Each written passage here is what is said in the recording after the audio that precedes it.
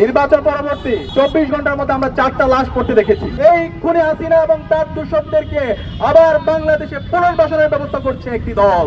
আইএমএর জালিয়াতকে হার মানিয়েছে। যে বাংলাদেশে আমার মা বোনদের নিরাপত্তা থাকবে, যে বাংলাদেশে চাঁদাবাজি সন্ত্রাস থাকবে না, যে বাংলাদেশে মাফিয়াতন্ত্র থাকবে না, যে বাংলাদেশে সকল মানুষের অধিকার নিশ্চিত করা হবে।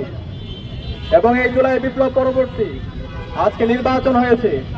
নির্বাচন পরবর্তী আমাদের আশা ছিল যে সরকার আসবে, সেই সরকার শুধুমাত্র একটা দলের হবে না, কোনো একক বর্গের হবে না, সকল মানুষের, সকল দলের, সকল মানুষের অধিকার নিশ্চিত করবে সেই সরকার। কিন্তু আমরা দেখতে পেয়েছি আজকে এই সরকার শপথ নেওয়ার পরে 12 থেকে 13 দিন হচ্ছে। এই 13 দিনে তারা আমাদের এই দেশের নাগরিকদের জীবনের নিরাপত্তা তারা দিতে পারেনি। তারা আমাদের এই দেশের নাগরিকদের সম্পদের নিরাপত্তা তারা দিতে পারেনি। তারা আমার এই দেশের মা বোনদের ইজ্জতের নিরাপত্তা তারা দিতে পারেনি। আমরা দেখতে পেয়েছি নির্বাচন পরবর্তী 24 ঘন্টার মধ্যে সারা দেশে সহিংসতা। সেই ফেসিবাদী আমলে যেভাবে ভিন্ন মতের, ভিন্ন পথের উপর যেভাবে আক্রমণ করা হতো, ঠিক একই কায়দায় নির্বাচন পরবর্তী সারা দেশে সন্ত্রাসীরা বাড়িঘর ভেঙে দিয়েছিল। নির্বাচন পরবর্তী 24 ঘন্টার মধ্যে আমরা 4টা লাশ পড়তে দেখেছি। এবং একই সাথে সারা দেশে অসংখ্য মানুষের সম্পত্তিকে দখল করতে দেখেছি। একই সাথে আজকে 12-13 দিনে সারা দেশে আমার মা বোনদের উপর হামলা হচ্ছে। এই ঢাকা বিশ্ববিদ্যালয়ে এক দলের সন্ত্রাসীরা আমাদের বোনদের উপর তারা হামলা করেছে। একই সাথে আমরা দেখতে পেয়েছি রামপুরার মধ্যে 5 বছরের এক শিশুর উপরে হামলার পর তাকে হত্যা করা হয়েছে।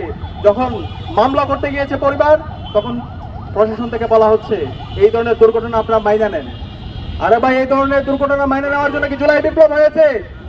এত রক্তের মাধ্যমে যদি আমরা সেই ফেসিবাদী বয়ান শুনতে হয়, তাহলে আমরা ছাত্র সমাজ বেঁচে থাকতে আমরা এই ধরনের ফেসিবাদ বাংলাদেশে কায়েম হতে দেব না। পরবর্তীতে এলাকাবাসী যখন ঘেরাও করলো, এরপরে মামলা নেওয়ার পরে পরিবারকে ক্রমাগত হুমকি দেওয়া হচ্ছে মামলা তুলে নেওয়ার জন্য। এরপর আমরা দেখতে পেয়েছি নরসিংদীর মধ্যে ইতিহাসের বর্বরচিত ঘটনা। আইএমএর জালিয়াতকে হার মানিয়েছে। আমাদের এক কিশোরকে 15 বছর বয়সী কিশোর, তাকে গণধর্ষণ করা হয়েছে।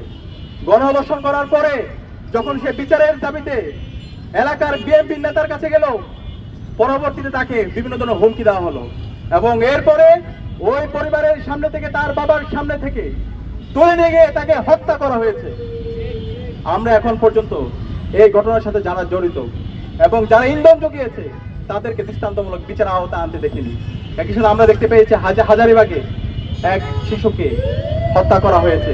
এভাবে গাইবান্ধা থেকে শুরু করে বাংলাদেশের বিভিন্ন প্রান্তে আজকে মবের মাধ্যমে নাগরিকদের অধিকার হনন করা হচ্ছে। এবং জুলাইয়ের যারা বিপ্লবী আছে তাদেরকে হত্যাযজ্ঞ করা হচ্ছে। এবং এই খুনি হাসিনা যে গত 16 বছরে বাংলাদেশে ফেসিবাদ কায়েম করেছে, গুম খুন আইনাগরের মাধ্যমে বাংলাদেশকে একটা অকার্যকর রাষ্ট্রে পরিণত করেছে। এবং এই জুলাই বিপ্লবে আমাদের 2000 ভাই বোনকে শহীদ করেছে। এই খুনি হাসিনা এবং তার দূষকদেরকে আবার বাংলাদেশে পুনর্বাসনের ব্যবস্থা করছে একটি দল। আমরা সাবধান করছি এই খুনি হাসিনা এবং তার দূষকদের বিরুদ্ধে বর্তমান সরকারকে 0 টলারেন্স নীতি ঘোষণা করতে হবে। এই বাংলাদেশে খুনি হাসিনাকে ভারত থেকে নিয়ে এসে তাকে ফাঁসির কাস্টে ঝুলাতে হবে, রায় কার্যকর করতে হবে। এই জুলাই বিপ্লবে যে আমাদের 2000 ভাই বোনকে শহীদ করেছে, খুনি হাসিনার যারা মাস্টার মাইন্ড আছে, এই আওয়ামী লীগ, ছাত্রলীগ, যুবলীগকে এই বাংলাদেশে বিচারের আওতায় নিয়ে আসতে হবে। তাদের আর কোনো অফিস খুললে এই বাংলাদেশের ছাত্র জনতা প্রতিবাদ প্রতিরোধ গড়ে তুলবে। এই বাংলাদেশে আওয়ামী লীগ কোনো রাজনৈতিক দল না, আওয়ামী লীগ হচ্ছে সন্ত্রাসী সংগঠন। এই আওয়ামী লীগ দেশের স্বাধীনতা সার্বভৌমত্বের জন্য হুমকি। সুতরাং এই আওয়ামী লীগকে এবং খুনি হাসিনার দোষরদেরকে এই বাংলাদেশে বিচারের আওতায় নিয়ে আসতে হবে। এবং দেশে দেশে সবার সাথে দ্য নিউজ।